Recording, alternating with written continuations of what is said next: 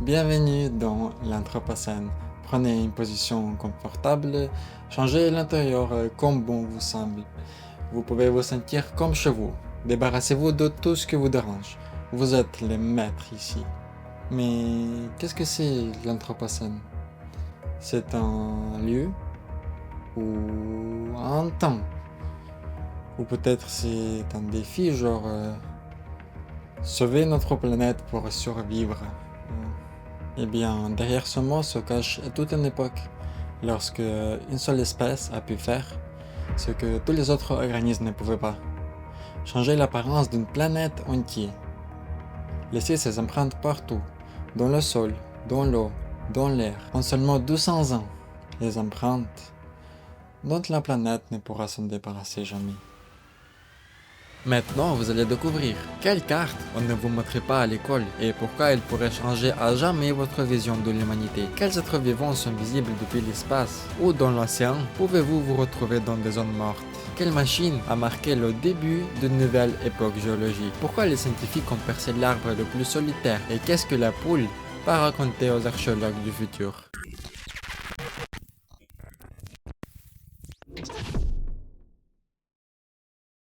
Les humains aiment diviser l'histoire en époques et leur donner des noms puissants.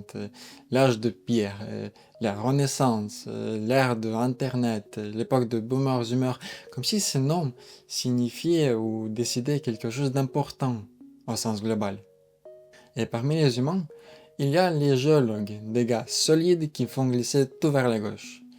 Ils ne se laissent pas prendre un nombre flanc et croient que preuve inscrite dans la pierre.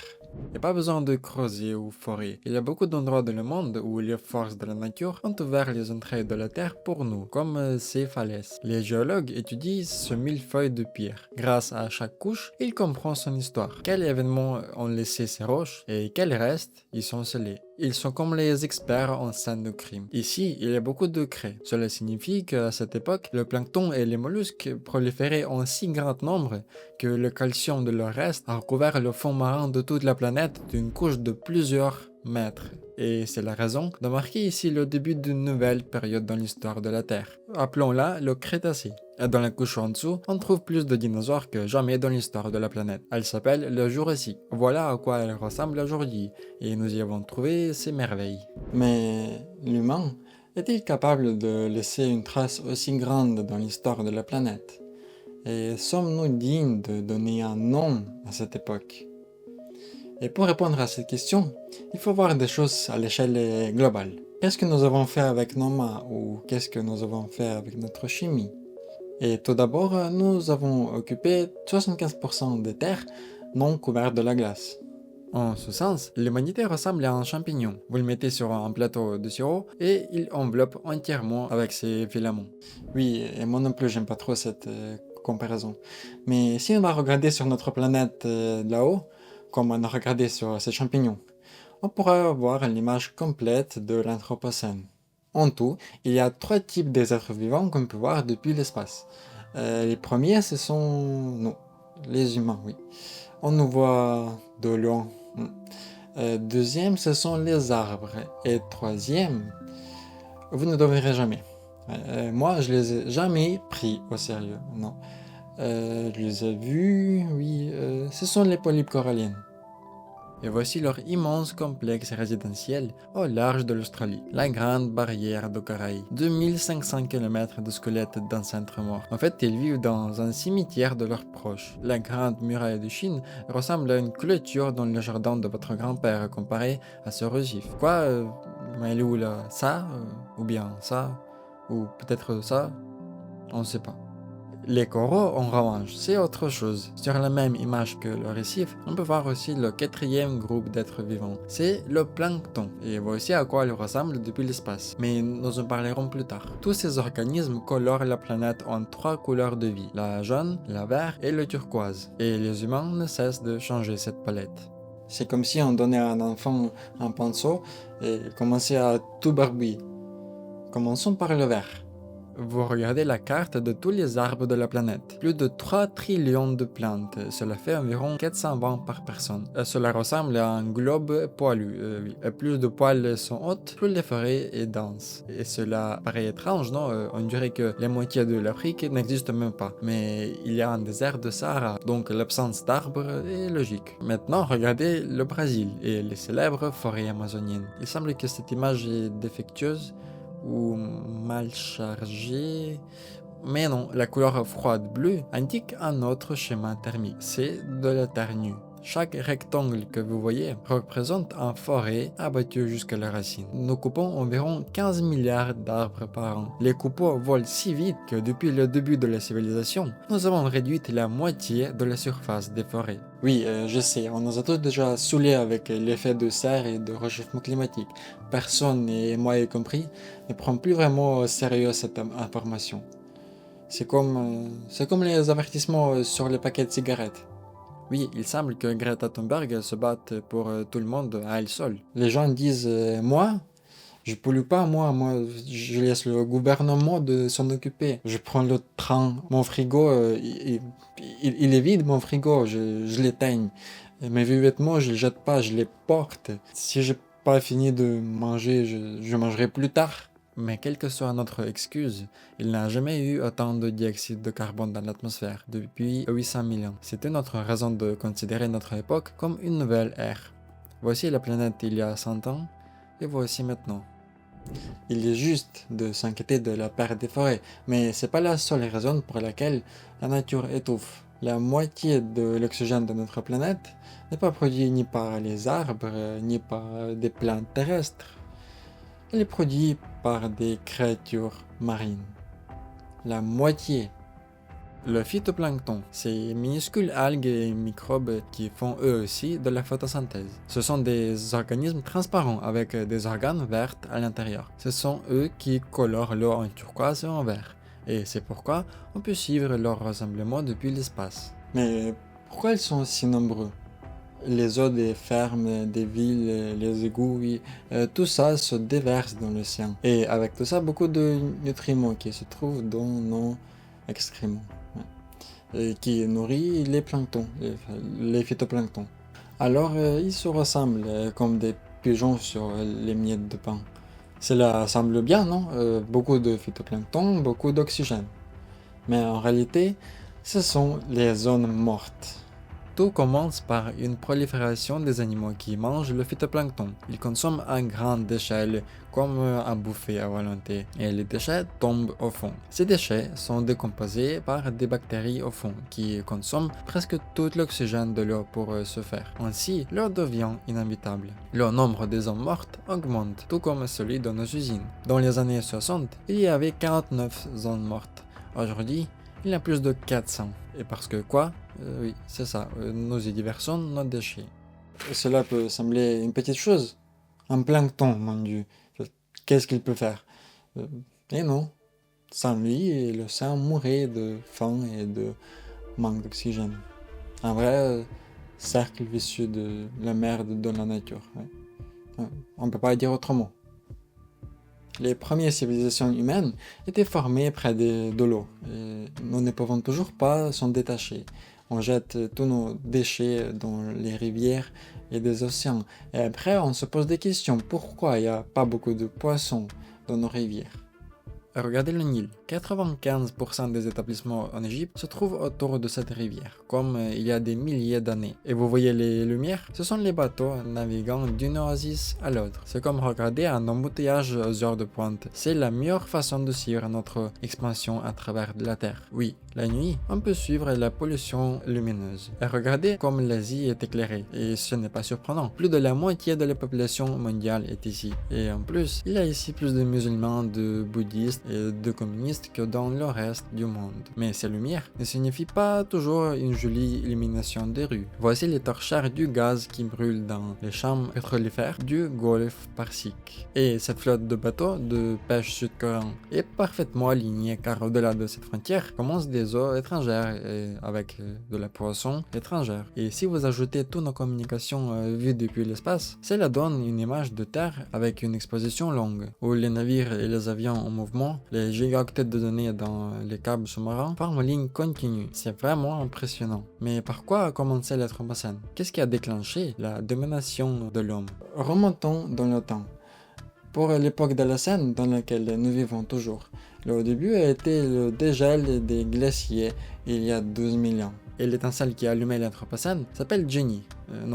Jenny ce n'est pas une fille, c'est le nom qu'on donnait à un métier à tisser. C'est ainsi que commence la révolution industrielle, lorsque les humains du monde entier ont commencé à produire des vêtements en masse. Les usines mécanisées se sont d'abord répandues en Europe, en Afrique du Nord et au Japon, puis dans le monde entier. Les trains et les bateaux à vapeur ont rendu les produits accessibles sur de longues distances. Les traces de cette époque pouvaient être trouvées dans les glaces, sous forme de couches de cendres et de suie. Le vent les a portés jusqu'à zone polaire et la glace les a scellés. Mais ce n'était pas encore l'Anthropocène, seulement sa prémisse. Les vrais indicateurs, population, industrie, pollution, ont commencé à croître à partir des années 50. À ce moment-là, la concentration de dioxyde de carbone dans l'atmosphère a fortement augmenté. Les gens ont commencé à bloquer de plus en plus de rivières et à produire une énorme quantité de voitures. La production a augmenté et les déchets dans les océans ont fait de même. C'est ce qu'on appelle la grande accélération. La mondialisation, le tourisme et les investissements massifs ont servi de base à cette croissance incroyable. Les gens ont influé vers les villes qui sont devenues des centres de développement. Mais même cela n'était pas encore le début de l'Anthropocène. Il fallait quelque chose de plus explosif, une grosse marque. Nous, les humains, nous sommes les maîtres ici. Et cela se produit bientôt, oui. Comprendre l'année et même moi nous a été possible grâce à l'arbre le plus solitaire de notre planète.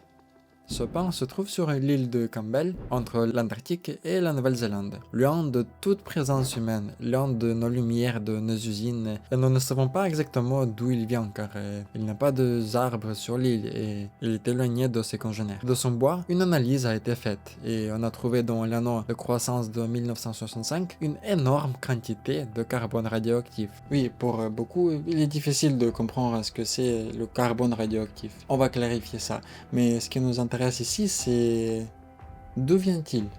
Il a été libéré dans l'atmosphère pendant la période la plus intense des essais nucléaires. Le bois en croissance, tout comme la glace, est capable de sceller les éléments chimiques présents dans l'air. C'est pourquoi 1965 est considéré comme le début de l'Anthropocène, l'année où notre influence unique sur la planète a atteint ses endroits les plus reculés. Oui, c'est ainsi que l'Anthropocène a pris le feu. L'étincelle en 1765, l'incendie en 1950 et l'explosion en 1965. Voilà le début de l'Anthropocène sur le calendrier de notre existence.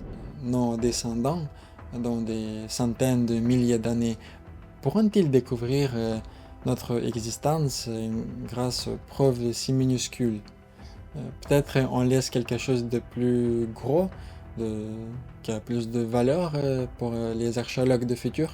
Au début de cette vidéo, j'ai mentionné qu'une nouvelle ère géologique pourrait être identifiée grâce aux restes dans la Terre et des roches. Dans la couche du Cambrien, il y a des coquilles et ces fameux tribolites. Mais quels restes définiront l'époque de l'Anthropocène? En cours de notre histoire, environ 5 milliards de personnes ont vécu et mort. C'est pas mal. Mais après des années 50, une autre couche des restes commence à croître rapidement. Rien qu'en 2016, l'humanité a consommé 65 milliards de poulets de chair. Si on additionne les années précédentes, on obtient bien plus d'os de poulet que d'os humains en cours de toute l'histoire. C'est à la fois triste et drôle que les ailes de KFC vont laisser plus d'empreintes dans le sol que notre génération et toutes les générations ensemble. Mais ce n'est pas tout. Nous allons laisser encore plus des matériaux non organiques. Marchandises, bâtiments, infrastructures, mécanismes, décharges. L'humanité a créé une coquille confortable pour la Terre. Elle s'appelle la technosphère et elle est estimée à 30 trillions de tonnes. C'est l'ensemble de matières que l'humanité a pu extraire et fabriquer pour ses besoins. Les autres êtres vivants savent aussi faire ça. Les castors construisent les barrages, les oiseaux fabriquent des nids, mais nos créatures sont généralement pas recyclables. C'est pas comme si un iPhone 6 va servir à la nourriture pour un verre ou quelqu'un d'autre. La technosphère est aussi vaste qu'elle commence à produire ses propres roches. Sur les îles Hawaï, on a découvert des formations comme celle-ci, des mélanges de plastique, de sable, de coquillages et de déchets. Elles se forment lorsque la terre et nos déchets fusionnent sous l'effet de grands feux. C'est moche, comme si quelque chose était coincé dans le tuyau d'évacuation de votre évier. Ces hybrides peuvent rester dans le sol pendant des millions d'années, et c'est pareil pour le verre ou le polystyrole qui sont pratiquement éternels.